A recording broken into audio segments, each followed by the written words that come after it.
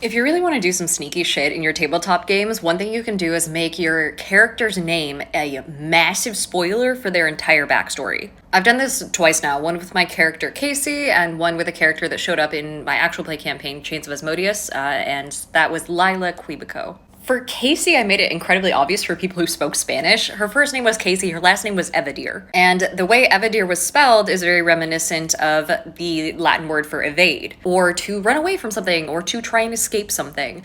This was a blatant hint for the fact that she was trying to escape her old cult. She was an ex-cultist, she was on the run. It was like a huge part of the reason why she was the way she was, you know, kind of bloodthirsty, but also kind of a little bit carefree, but also absolutely terrified whenever she ran into people who wore a certain symbol. Lila was very similar. This wasn't my character, but it was an NPC that I created. Now, at a certain point in my player character's backstory, this is another character who was part of a cult, right?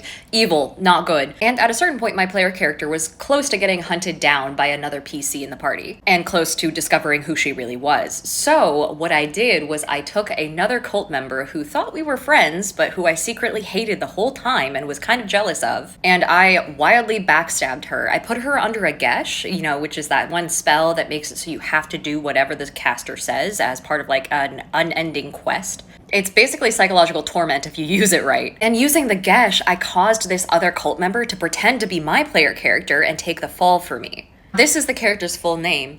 This is the definition of their last name, a basically shocking turn of violence, which I thought was pretty on par for the sudden betrayal of, you know, a fellow cult member. But yeah, I highly recommend making your player character's name, usually their last name, but their first name can also work if you're like really bold, just a total spoiler for their backstory and their character arc. So that way the rest of the party, when they look back on it, will just have this wild moment of realization, which is so fun.